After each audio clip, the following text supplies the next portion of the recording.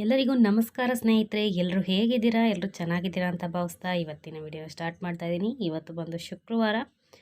ಹಾಲನ್ನು ಕಾಯೋಕ್ಕಿಟ್ಟಿದ್ದೀನಿ. ಇದು ಕಾಫಿ ಮಾಡೋಕ್ಕಿಟ್ಟಿದ್ದೀನಿ. ನಮ್ಮ ಅತ್ತೆ ನಮ್ಮ ಮಾವನಿಗೆ ಕಾಫಿ ಮಾಡ್ತಾಯಿದ್ದೀನಿ. ನಾನೇನು ಕಾಫಿ ಕುಡಿಯಲ್ಲ, ಅವ್ರಿಗೆ ಮಾಡಿಕೊಡ್ತೀನಿ. ಹಾಗೆ ನಾಷ್ಟಕ್ಕೆ ಕೂಡ ರೆಡಿ ಮಾಡಿದ್ದೀನಿ. ಟೊಮೆಟೊ ಚಿತ್ರಾನ್ನ ಮಾಡೋಣ ಅಂತ ಒಂದು 4-5 ಈರುಳ್ಳಿ ಹೆಚ್ಚಿಟ್ಕೊಂಡಿದ್ದೀನಿ. ಒಂದು 5-6 ಹಸಿಮೆಣಸಿನ್ಕಾಯಿ, ಕರಿಬೇವಿನ ಸೊಪ್ಪು ಮತ್ತು ಒಂದು 5 ಟೊಮೆಟೊ ಇಷ್ಟನ್ನು ಹೆಚ್ಚಿ ರೆಡಿ ಮಾಡಿ ಇಟ್ಕೊಂಡಿದ್ದೀನಿ. ಇವಾಗ ಬಾಣಲಿನ ಕಾಯಿಗೆ ಇಟ್ಕೊಂಡಿದ್ದೀನಿ. ಬನ್ನಿ, ಈಗ ಎಣ್ಣೆ, ಸಾಸಿವೆ, ಜೀರಿಗೆ, ಕಡಲೆಬೇಳೆ ಇದಿಷ್ಟನ್ನು ಒಗ್ಗರಣೆಗೆ ತೆಗೆದಿಟ್ಕೊಂಡಿದ್ದೀನಿ. ಈಗ ಎಣ್ಣೆ ಕಾಯಕ್ಕೆ ಇಟ್ಕೊಂಡಿದ್ದೀನಿ. ಎಣ್ಣೆ ಕಾಯಬೇಕು ಚೆನ್ನಾಗಿ.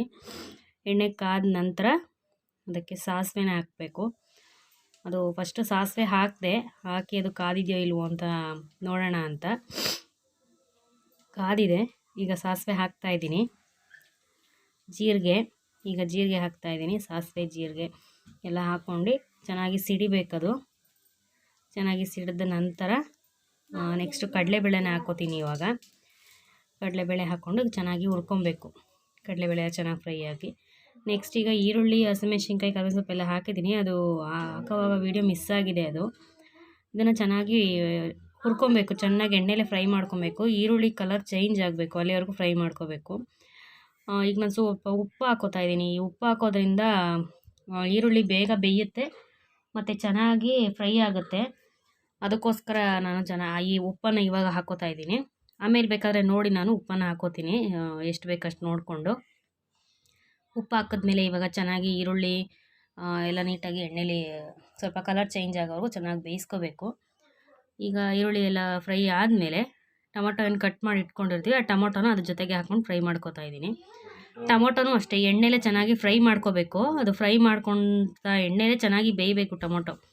ಇಲ್ಲಾಂದರೆ ಅಷ್ಟು ಚೆನ್ನಾಗಲ್ಲ, ಎಣ್ಣೆಲೇ ಬೇಯಬೇಕು. ಮತ್ತು ನೀರೇನು ಹಾಕಕ್ಕೆ ಹೋಗ್ಬಾರ್ದು ಈ ಚಿತ್ರಾನ್ನಕ್ಕೆ. ನೀರು ಹಾಕಿದ್ರೆ ಅಷ್ಟು ಚೆನ್ನಾಗಿ ಬರಲ್ಲ.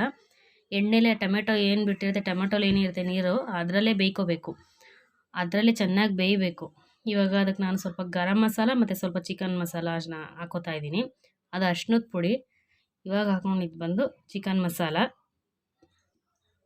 ಸ್ವಲ್ಪ ಮತ್ತು ಗರಂ ಮಸಾಲ ಎಲ್ಲ ನೋಡಿ. ಆಗೇನು ಸ್ಪೂನ್ ಕಾಣಿಸ್ತಾ ಇದೆ ಅದರಲ್ಲಿ 2 ಸ್ಪೂನ್ ಅಷ್ಟು ನಾನು ಹಾಕ್ಕೊಂಡಿದ್ದೀನಿ ಅದಕ್ಕೆ. ಅದನ್ನು ಹಾಕ್ಕೊಂಡು ಈಗ ಚೆನ್ನಾಗಿ ಮಿಕ್ಸ್ ಮಾಡ್ಕೊಬೇಕು. ನೀಟಾಗಿ ಚೆನ್ನಾಗಿ ಹೊಂದಿಸ್ಕೋಬೇಕು. ಎಲ್ಲ ನೀಟಾಗಿ ಹುರ್ಕೋಬೇಕು ಎಣ್ಣೆಲಿ. ಚೆನ್ನಾಗಿ ಈರುಳ್ಳಿ, ಟೊಮೊಟೊ ಎಲ್ಲ ಬೆಂದ ನಂತರನೇ ಲಾಸ್ಟಲ್ಲಿ ಇನ್ನೊಂದು 10 ನಿಮಿಷ ಅನ್ನೋವಾಗ ನೀವು ಈ ಸ್ಪೈಸಸ್ನ ಆ್ಯಡ್ ಮಾಡ್ಕೋಬೇಕಾಗತ್ತೆ. ಮೊದಲೇ ಹಾಕ್ಕೊಬೇಡಿ, ಚೆನ್ನಾಗಿರಲ್ಲ. ಹಾಕ್ಕೊಂಡು ಇವಾಗ ಚೆನ್ನಾಗಿ ಫ್ರೈ ಮಾಡ್ಕೊಳ್ಳಿ. ಎಣ್ಣೆ ಬಿಡಬೇಕು ಸ್ವಲ್ಪ. ಇವಾಗ ಚೆನ್ನಾಗಿ ಎಣ್ಣೆ ಬಿಡೋವರೆಗೂ ಅದನ್ನ ಫ್ರೈ ಮಾಡ್ಕೋಬೇಕು. ಈಗ ನೋಡಿ, ಈಗ ಆಲ್ಮೋಸ್ಟ್ ಆಗಿದೆ ಗೊಜ್ಜು. ಇವಾಗ ರೆಡಿ ಆಗಿದೆ. ಇವಾಗ ಅದು ಇನ್ನೊಂದು ಸ್ವಲ್ಪ ಒಂದು 2 ನಿಮಿಷ ಅದನ್ನ ಹುರ್ಕೊಂಡು ಈಗ ಅದನ್ನೇನು ಮಾಡ್ತೀನಿ, ಸ್ವಲ್ಪ ತೆಗ್ದಿಟ್ಕೊಬಿಡ್ತೀನಿ ನಾನು. ಗೊಜ್ಜನ್ನು ಸ್ವಲ್ಪ ತೆಗ್ದಿಟ್ಕೊಂಡು ಎಷ್ಟು ಬೇಕೋ ಅಷ್ಟು ನೋಡ್ಕೊಂಡು ಅನ್ನ ಹಾಕ್ಕೊಂಡು ಕಲಿಸ್ಕೊತೀನಿ. ಈಗ ಸ್ವಲ್ಪ ಗೊಜ್ಜು ತೆಗ್ದಿಟ್ಕೊಂಬಿಡೋಣ. ನೆಕ್ಸ್ಟ್ ಈಗ ನಾನು ಅನ್ನ ಹಾಕ್ಕೊಂಡು ಕಲಿಸ್ಕೊಂಡಿದ್ದೀನಿ. ನೋಡಿ, ಈ ಥರ ಬಂದಿದೆ. ನಿಮಗೆ ಗೊಜ್ಜು ಹೆಂಗೆ ಬೇಕು ಹಂಗೆ ಹಾಕ್ಕೊಳ್ಳಿ. ಸ್ವಲ್ಪ ಜಾಸ್ತಿ ಬೇಕಂದರೆ ಜಾಸ್ತಿ ಹಾಕ್ಕೊಳ್ಳಿ, ಕಮ್ಮಿ ಬೇಕಂದರೆ ಕಮ್ಮಿ ಹಾಕ್ಕೊಳ್ಳಿ. ಇವಾಗ ನನಗೆ ಎಷ್ಟು ಬೇಕಷ್ಟು ಹಾಕ್ಕೊಂಡು ಅನ್ನನ ಕಲಸಿಟ್ಟಿದ್ದೀನಿ. ಈಗ ಮಕ್ಕಳಿಗೆ ಸ್ನ್ಯಾಕ್ಸ್ಗೆ ಅಂದ್ಬಿಟ್ಟು ಪೈನಾಪಲ್ನ ಕಟ್ ಮಾಡಿ ಹಾಕ್ತೀನಿ. ಬಾಕ್ಸ್ ಎಲ್ಲ ಕಟ್ಟಿ ಇಟ್ಕೊಂಡಿದ್ದೀನಿ. ಸ್ನ್ಯಾಕ್ಸ್ಗೆ ಪೈನಾಪಲ್ನ ಕಟ್ ಮಾಡಿ ಹಾಕಿದ್ದೀನಿ. ಈಗ ಮತ್ತೆ ವಿಡಿಯೋ ಕಂಟಿನ್ಯೂ ಮಾಡೋಕ್ಕಾಗಲಿಲ್ಲ. ಇದು ಒಂದು ಸಾಯಂಕಾಲದ ವಿಡಿಯೋ ಹಾಕಿರೋದು ನೋಡಿ. ಹಾಗೆ ಇವಾಗ ಬಂದು ಈಗ ಅಡುಗೆ ಮಾಡಬೇಕು. ಅಡುಗೆ ಏನು, ಚಿಕನ್ ತರ್ತೀನಿ ಅಂತ ಹೇಳಿದ್ದಾರೆ. ಚಿಕನ್ ಸಾರು ಏನಾದರೂ ಮಾಡ್ತೀನಿ, ಚಿಕನ್ ಸಾಂಬಾರು ಮಾಡ್ತೀನಿ. ಅದನ್ನು ನಿಮಗೂ ಶೇರ್ ಮಾಡ್ತೀನಿ, ಹೆಂಗೆ ಮಾಡ್ತೀನಿ ಅಂತ ತೋರಿಸ್ತೀನಿ. ಬನ್ನಿ ನೋಡೋಣ. ಇವಳು ನೋಡಿ, ನನ್ನ ಮಗಳು ದೊಡ್ಡವಳು. ನಾನೇನೋ ಅಂದೆ ಅಂತ ಮುನ್ಸ್ಕೊಂಡು ಒಳಗಡೆ ಹೋಗ್ತಾ ಇದ್ದಾಳೆ. ಅವ್ರ ತಾತ ಅದಕ್ಕೇನೋ ಹೇಳ್ತಾ ಇದ್ದಾರೆ. ದೀಪ ಹಚ್ಚೋನ ವಿಷಯಕ್ಕೇನೋ ಇದು ಮಾಡ್ಕೊಂಡು ಬೇಜಾರು ಮಾಡ್ಕೊಂಡು ಹೋದ್ಲು. ಅದಕ್ಕೆ ಅವ್ರ ತಾತ ನಾನೇ ಹಚ್ಬಿಡ್ತೀನಿ, ನೀನು ಬೇಜಾರು ಮಾಡ್ಕೋಬೇಡ ಬಾ ಅಂತ ಕರಿತಾ ಇದ್ರು. ಇಟ್ಟಿದ್ದಾರೆ ಮಧ್ಯಾಹ್ನ, ನಾನೇ ತೊಗೊಂಬಂದೆ. ಇಲ್ಲೇ ಇಟ್ಟಿದ್ದಾರೆ. ದೊಡ್ಡವಳ್ದಿದು. ಹಾಕಿದಾಗ ತೋರಿಸ್ತೀನಿ ಒಂದಿನ. ಮತ್ತು ಇವಾಗ ಮತ್ತೆ ಆಸ್ ಯೂಶುವಲ್ ರೂಮಲ್ಲೆಲ್ಲ ಅಂಡಿರುತ್ತೆ. ಮತ್ತೆಲ್ಲ ಅದಕ್ಕೆ ಎಲ್ಲ ಎತ್ತಿಡೋಕ್ಕೆ ಅಂತ ಬಂದಿದ್ದೀನಿ. ಬಟ್ಟೆ ಎಲ್ಲ ಒಣಗಿಸಿ ತಂದು ಹಾಕಿರ್ತಾರೆ. ಎಲ್ಲ ಮರ್ಚೆತ್ತಿಕ್ಕೊಬೇಕು. ಎಲ್ಲ ಎತ್ತಿಡ್ತಾ ಇದ್ದೀನಿ. ಎಲ್ಲ ನೀಟಾಗೆಲ್ಲ ಮಡಚಿ ಯಾವ್ಯಾವ ಜಾಗಕ್ಕೆ ಏನೇನು ಹೋಗಬೇಕು ಅದನ್ನೆಲ್ಲ ಜಾಗಕ್ಕೆ ಎಲ್ಲ ಎತ್ತಿಡ್ತಾಯಿದ್ದೀನಿ. ನೀಟಾಗಿ ಎತ್ತಿಟ್ಟು ಅದರ ಕೆಲಸ ಮುಗಿಸ್ಬಿಟ್ರೆ ಒಂದು ಸಮಾಧಾನ. ಇದು ದಿನ ಒಂದು ಇದು ನನ್ನ ಕೆಲಸ ಜೊತೆ ಇದೊಂದು ಕೆಲಸ ಎಕ್ಸ್ಟ್ರಾ ಆಗಿಬಿಟ್ಟಿರುತ್ತೆ. ಅವ್ರು ಮಾಡೋದು ಮಾಡ್ತಾನೆ ಇರ್ತಾರೆ, ನಾವು ಕ್ಲೀನ್ ಮಾಡೋದು ಮಾಡ್ತಾನೆ ಇರಬೇಕು. ಮಕ್ಕಳಲ್ವ, ಏನು ಮಾಡೋಕ್ಕಾಗಲ್ಲ. ಎಲ್ಲ ಕೆಲಸ ಅಲ್ಲಿ ಎಲ್ಲ ಏನೇನಿತ್ತು ಎಲ್ಲ ಅಂಟಿದ್ದು ಎಲ್ಲ ತೆಗ್ದು ಎಲ್ಲ ಎತ್ತಿಟ್ಟು ಎಲ್ಲ ಕ್ಲೀನ್ ಮಾಡಿಕೊಂಡೆ. ಈಗ ನೆಕ್ಸ್ಟ್ ಬಂದು ಅಡುಗೆ ಮನೆ ಕೆಲಸ. ಸಾಂಬಾರು ಮಾಡಬೇಕು. ಹೇಳಿದ್ನಲ್ಲ ಚಿಕನ್ ತರಕ್ಕೆ ಹೋಗಿದ್ದಾರೆ ಅಂತ. ಚಿಕನ್ ತಂದ ಮೇಲೆ ಸಾಂಬಾರು ಮಾಡಬೇಕು. ಸಾಂಬಾರು ಮಾಡ್ತಾ ತೋರಿಸ್ತೀನಿ ಸಾಂಬಾರು ರೆಸಿಪಿನ. ಏನಿಲ್ಲ, ಈಗ ಒಂದು 5 ನಿಮಿಷ ಸುಮ್ಮನೆ ಹಾಗೆ ಕೂತ್ಕೊಂಡಿದ್ದೀನಿ. ಹೋಗಿ ಸಾಂಬಾರು ಮಾಡೋವಾಗ ಮತ್ತೆ ತೋರಿಸ್ತೀನಿ. ಎಲ್ಲ ಚೇಂಜ್ ಮಾಡಿ ಎಲ್ಲ ಎತ್ತಿಟ್ಟೆ ನೀಟಾಗಿ. ಎಲ್ಲ ಆಯ್ತು.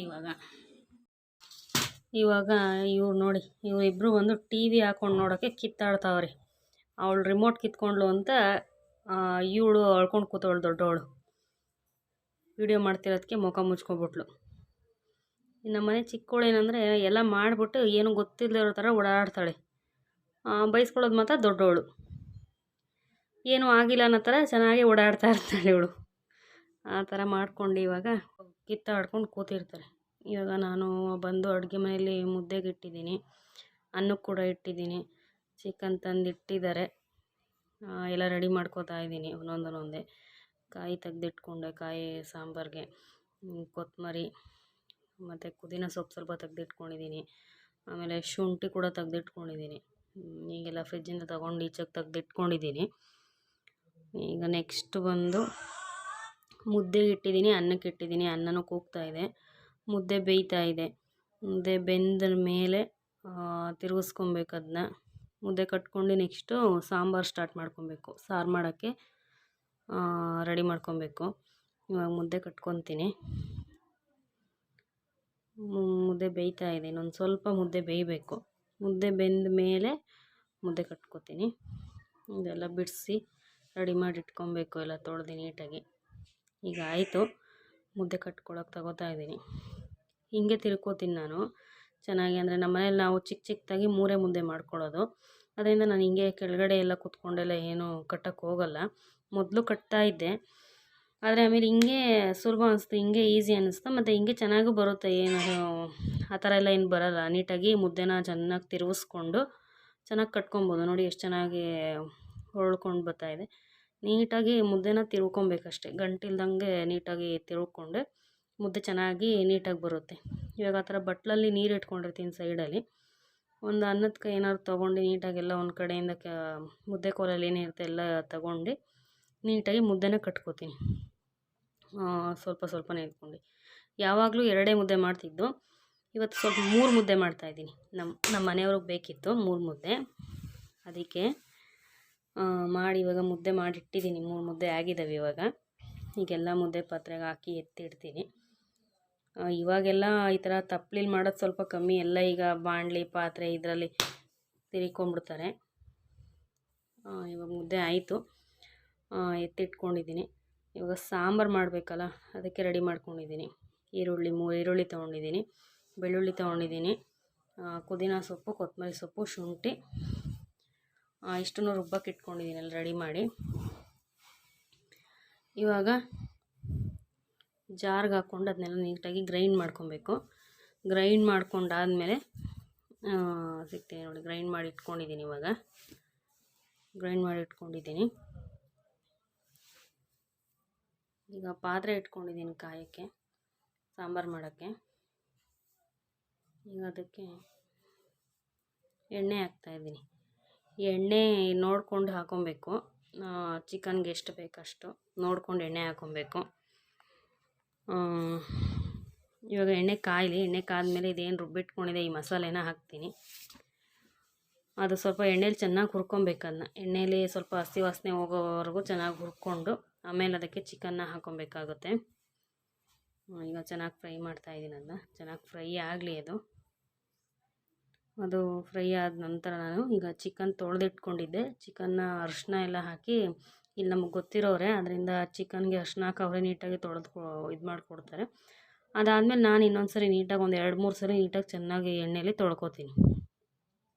ಇವಾಗ ಅದನ್ನು ಎಣ್ಣೆಲಿ ಹಾಕ್ಕೊಂಡು ಚೆನ್ನಾಗಿ ಅದೇನು ಪೇಸ್ಟ್ ಹಾಕಿದೆ, ಶುಂಠಿ ಈರುಳ್ಳಿ ಬೆಳ್ಳುಳ್ಳಿ ಕೊತ್ತಂಬರಿ ಎಲ್ಲ ರುಬ್ಕೊಂಡಿದ್ದು ಅದನ್ನು ಹಾಕಿದೆ. ಉಪ್ಪು ಹಾಕಿದ್ದೆ, ಇವಾಗ ಪುಡಿ ಹಾಕೋಕ್ಕಿಂತ ಮುಂಚೆನೇ ಉಪ್ಪು ಹಾಕಿದ್ದೆ. ಆ ವಿಡಿಯೋ ಎಲ್ಲೋ ಸ್ಕಿಪ್ ಆಗಿದೆ. ಉಪ್ಪು ಕೂಡ ಹಾಕಿ ಮೊದಲೇ ತಿರುಗಿಸಿ ಇಟ್ಕೊಂಡಿದ್ದೀನಿ. ಇವಾಗ ಸಾಂಬಾರು ಪುಡಿನೂ ಇದಕ್ಕೆ ಹಾಕ್ತಾಯಿದ್ದೀನಿ.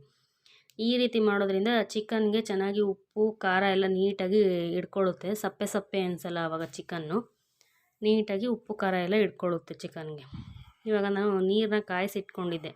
ಆ ಕಾಯಿಸಿ ಇಟ್ಕೊಂಡಿರೋ ಅಂಥ ನೀರನ್ನು ಚಿಕನ್ ಏನು ಹುರಿತಾ ಇದೆ ಅದಕ್ಕೆ ಹಾಕ್ಕೊಂಡಿದ್ದೀನಿ. ಹೀಗೆ ಮಾಡೋದ್ರಿಂದ ಸಾಂಬಾರು ಕೂಡ ಬೇಗ ಆಗುತ್ತೆ, ಚಿಕನ್ ಕೂಡ ಬೇಗ ಬೇಯುತ್ತೆ. ಬಿಸಿನೀರು ಹಾಕ್ಕೊಳ್ಳೋದ್ರಿಂದ. ತಣ್ಣೀರು ಹಾಕ್ಕೊಂಡ್ರೆ ನಿಧಾನ ಆಗುತ್ತೆ. ಈಗ ಮಾಡ್ಕೊಳ್ಳೋದ್ರಿಂದ ಕೆಲಸ ಕೂಡ ಬೇಗ ಆಗುತ್ತೆ, ಟೈಮ್ ಸೇವ್ ಆಗುತ್ತೆ ಅಂತ. ಇವಾಗ ನೀಟಾಗಿ ಒಂದ್ಸರಿ ಮಸಾಲೆ ಸಾಂಬಾರು ಪುಡಿಯೆಲ್ಲ ಹಾಕಿದ್ವಲ್ಲ, ನೀಟಾಗಿ ಮಸಾಲೆ ಎಲ್ಲ ಅದೆಲ್ಲ ನೀಟಾಗಿ ಮಿಕ್ಸ್ ಮಾಡ್ಕೊಬೇಕು ಚೆನ್ನಾಗಿ.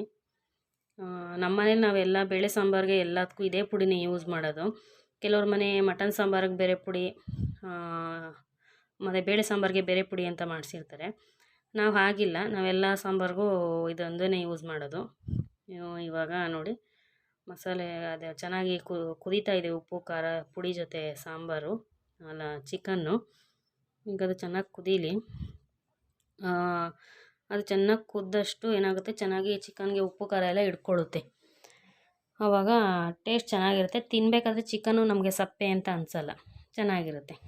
ಇವಾಗ ಮಸಾಲೆ ರುಬ್ಬಿಟ್ಕೊಂಡಿದ್ದೀನಿ. ಮಸಾಲೆನ ರುಬ್ಬಿರೋದನ್ನ ಅದಕ್ಕೆ ಹಾಕ್ತಾಯಿದ್ದೀನಿ ನಾನು. ಚೆನ್ನಾಗಿ ಮಿಕ್ಸ್ ಮಾಡ್ಕೊಬೇಕು. ಅದಕ್ಕೆ ಚೆನ್ನಾಗಿ ಮಿಕ್ಸ್ ಮಾಡ್ಕೊಳ್ಳೋಣ. ನೀಟಾಗಿ ಮಿಕ್ಸ್ ಮಾಡಿಕೊಂಡು ಹದ ನೋಡ್ಕೊಬೇಕು. ನಿಮಗೆ ಸಾಂಬಾರು ತೆಳ್ಳಗೆ ಬೇಕಾ ಗಟ್ಟಿಗೆ ಬೇಕಾ ನೋಡಿಕೊಂಡು ನೀರನ್ನು ಹಾಕ್ಕೊಳ್ಳಿ. ಇದು ಬಂದು ಫಾರಮ್ ಅಲ್ಲ, ಬೈಲರ್ ಕೋಳಿ ಆಗಿರೋದ್ರಿಂದ ಸಾಂಬಾರು ಸ್ವಲ್ಪ ಗಟ್ಟಿಗಿರಬೇಕು. ಯಾಕಂದರೆ ಬೈಲರ್ ಕೋಳಿ ಸಾಂಬಾರು ಸ್ವಲ್ಪ ಗಟ್ಟಿ ಇದ್ದರೆ ಚೆನ್ನಾಗಿರುತ್ತೆ. ಫಾರಮ್ ಕೋಳಿ ಆದರೆ ಸಾಂಬಾರು ತೆಳ್ಳಗಿದ್ರೂ ನಡೆಯುತ್ತೆ. ಇವಾಗ ಮಸಾಲೆ ಏನು ಜಾರಲ್ಲಿತ್ತೋ ಅದನ್ನೆಲ್ಲ ನೀಟಾಗಿ ಜಾರೆಲ್ಲ ತೊಳೆದು ಮಸಾಲೆ ಏನಿರೋದನ್ನೂ ಹಾಕ್ತಾಯಿದ್ದೀನಿ.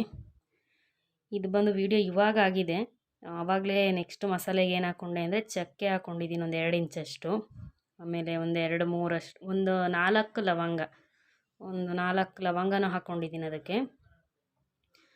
ಆನಂತರ 4 ಲವಂಗ, ಆಮೇಲೆ ಟೊಮೆಟೊ ನೋಡಿ 4 ಲವಂಗ ಹಾಕ್ಕೊಂಡಿದ್ದೀನಿ. ನೆಕ್ಸ್ಟ್ ಬಂದು ಇವಾಗ ಟೊಮೊಟೊ ಹಾಕೋತೀನಿ. ಒಂದೇ ಟೊಮೊಟೊ, ಜಾಸ್ತಿ ಇಲ್ಲ. ಚಿಕನ್ ಮಟನ್ ಸಾರಿಗೆಲ್ಲ ಟೊಮೊಟೊ ಜಾಸ್ತಿ ಹಾಕೋದ್ಬಾರ್ದು. ಇದು ಬಂದು ಕಾಯಿ, ಒಂದು ಬಟ್ಲಷ್ಟು, ಸ್ವಲ್ಪ ಚಿಕ್ಕ ಬಟ್ಲಲ್ಲಿ, ಒಂದು ಜಾಮೂನ್ ಬಟ್ಲಲ್ಲಿ ಒಂದು 3/4 ಬಟ್ಲಷ್ಟು ಕಾಯಿ ಹಾಕ್ಕೋತಾ ಇದ್ದೀನಿ. ಈಗ ಕಾಯಿ ಹಾಕ್ಕೊಂಡು ನೆಕ್ಸ್ಟು ಹುರ್ಗಡ್ಲೆ, ಸ್ವಲ್ಪ ಸಾಂಬಾರು ಗಟ್ಟಿ ಬರಬೇಕಲ್ವ, ಅದಕ್ಕೆ ಹುರ್ಗಡ್ಲೆ ಬಂದು ಒಂದು 2 ಸ್ಪೂನಷ್ಟು ಹುರ್ಗಡ್ಲೆ ಹಾಕ್ಕೊಂಡಿದ್ದೀನಿ. ಇದಿಷ್ಟನ್ನು ಹಾಕ್ಕೊಂಡು ಇವಾಗ ಮಾಮೂಲಿ ರುಬ್ಕೊಬೇಕು. ಇದು ಮೆಣಸು ಮತ್ತು ಅಳತೆ ಗೊತ್ತಾಗಲ್ಲ ಅಂದ್ಬಿಟ್ಟು ಅದು ಸ್ಪೂನಲ್ಲಿ ತೋರಿಸ್ತಾ ಇದ್ದೀನಿ. ಈ ಸ್ಪೂನಲ್ಲಿ ಒಂದು ಸ್ಪೂನು ಹಾಕ್ಕೊಂಡೆ ಅಷ್ಟೇ. ಆಮೇಲೆ ಅರ್ಶಿಣದ ಪುಡಿ ಸ್ವಲ್ಪ, ಒಂದು ಅರ್ಧ ಸ್ಪೂನಷ್ಟು ಅರ್ಶಿಣದ ಪುಡಿ ಹಾಕ್ಕೊಂಡಿದ್ದೀನಿ. ಇವಾಗ ಇದನ್ನು ರುಬ್ಕೊಬೇಕು. ಈಗ ರುಬ್ಬಿರೋದನ್ನ ಅದಕ್ಕೆ ಹಾಕಿದ್ದೀನಿ. ಇವಾಗ ಅದೆಲ್ಲ ನೀಟಾಗಿ ಚೆನ್ನಾಗಿ ಮಿಕ್ಸ್ ಮಾಡಿಬಿಟ್ಟು ಹದ ನೋಡಿಕೊಂಡು ಅದನ್ನ ಇವಾಗ ಕುದಿಯೋಕ್ಕೆ ಬಿಟ್ಬಿಡಬೇಕು. ಉಪ್ಪು ಖಾರ ಎಲ್ಲ ನೋಡಿಕೊಂಡು ಬಿಟ್ಬಿಡಬೇಕು. ಉಪ್ಪು ಖಾರ ಏನಾದ್ರು ಕಮ್ಮಿ ಇತ್ತು ಅಂದರೆ ಈ ಟೈಮಲ್ಲಿ ನೀವು ಸಾಂಬಾರು ಕುದಿ ಬರೋಕ್ಕಿಂತ ಮುಂಚೆನೇ ನೋಡ್ಕೊಂಡು ಹಾಕಿಬಿಟ್ರೆ ಚೆನ್ನಾಗಿ ಮಳ್ಕೊಂಡು ಬರುತ್ತೆ. ಸಾಂಬಾರು ಸವಾಗ ಎಲ್ಲ ಉಪ್ಪು ಖಾರ ಎಲ್ಲ ಹಿಡ್ಕೊಳ್ಳುತ್ತೆ. ಇವಾಗ ಸಾಂಬಾರನ್ನ ನಾನು ಈ ಹದದಲ್ಲಿ ಮಾಡ್ಕೊಂಡಿದ್ದೀನಿ. ಸಾಕು, ಇದು ಇನ್ನೂ ಕುದೀತಾ ಇನ್ನೂ ಗಟ್ಟಿನೇ ಆಗುತ್ತೆ ಸಾಂಬಾರು. ಇವಾಗ ಸಾಕು, ಈಗ ಅದು ಕುದೀಲಿ. ಇವಾಗ ನೆಕ್ಸ್ಟ್ ಬಂದು ನೋಡಿ ಅಡುಗೆ ಮನೆಯೆಲ್ಲ ಹಿಂಗಿದೆ. ಇವಾಗ ಇದನ್ನೆಲ್ಲ ಕ್ಲೀನ್ ಮಾಡ್ಕೋಬೇಕು ನಾನು. ಪಾತ್ರೆಗಳು ಎಲ್ಲ ಸ್ವಲ್ಪ ಇದ್ದಾವೆ. ಈಗೇನು ಮಾಡಿದೆ ಆ ಪಾತ್ರೆ ಎಲ್ಲ ಇದ್ದಾವೆ, ಅವನ್ನೆಲ್ಲ ತೊಳ್ಕೊಬೇಕು. ಇಲ್ಲಿ ಬಂದು ಸಾಂಬಾರನ್ನ ಕುದಿಯೋಕೆ ಇಟ್ಟಿದ್ದೀನಿ. ಹಾಗೆ ಗಂಜಿ ಮಾಡ್ಕೊಂಡಿದ್ದೀನಿ. ಇದು ಗಂಜಿ ನನಗೆ ಕುಡಿಯೋದಕ್ಕೆ. ಈ ಕಡೆ ಸಾಂಬಾರು ಆಗಿದೆ, ಸಾಂಬಾರು ಕೂಡ ಕುದ್ದಿ ಆಫ್ ಮಾಡಿದ್ದೀನಿ ಈಗ ಗ್ಯಾಸ್ ಫ್ಲೇಮ್ನ.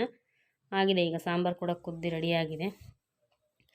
ಈಗ ಅಡುಗೆ ಮನೆಯೂ ಎಲ್ಲ ಫುಲ್ ಕ್ಲೀನ್ ಆಯಿತು. ಮುದ್ದೆ, ಅನ್ನ, ಸಾಂಬಾರು, ಗಂಜಿ ಎಲ್ಲ ಒಂದು ಕಡೆಯಿಂದ ಮಾಡಿಟ್ಟು ಅಡುಗೆ ಮನೆಯೂ ಎಲ್ಲ ಕ್ಲೀನ್ ಮಾಡಿಟ್ಟಿದ್ದೀನಿ.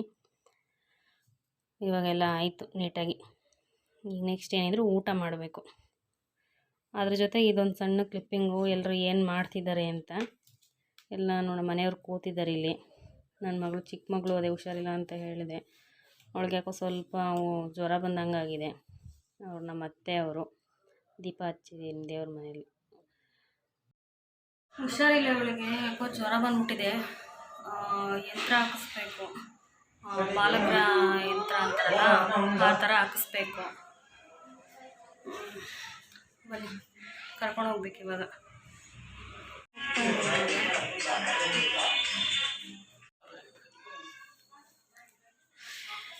ಈಗ ಹೋಗಿ ಹಾಕಿಸ್ಕೊಂಡು ಬಂದಿದ್ದೀನಿ.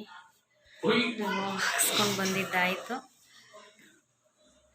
ಇವಾಗ ಅವಳು ಊಟ ಮಾಡಿಸಿ ನಾನು ಊಟ ಮಾಡಿ ಮಲ್ಕೋಬೇಕು. ಇವತ್ತಿನ ವೀಡಿಯೋನ ಇಲ್ಲಿಗೆ ಎಂಡ್ ಮಾಡ್ತೀನಿ. ಇವತ್ತಿನ ವೀಡಿಯೋ ನಿಮಗೇನಾದರೂ ಇಷ್ಟ ಆದರೆ ಪ್ಲೀಸ್ ಒಂದು ಲೈಕ್ ಮಾಡಿ. ನನ್ನ ಚಾನಲ್ ಏನೋ ಸಬ್ಸ್ಕ್ರೈಬ್ ಮಾಡಿಲ್ಲ ಅಂದರೆ ಪ್ಲೀಸ್ ಸಬ್ಸ್ಕ್ರೈಬ್ ಮಾಡಿ, ಸಪೋರ್ಟ್ ಮಾಡಿ ಅಂತ ಹೇಳ್ತಾ ಇವತ್ತಿನ ವೀಡಿಯೋನ ಇಲ್ಲಿಗೆ ಎಂಡ್ ಮಾಡ್ತೀನಿ. ಎಲ್ರಿಗೂ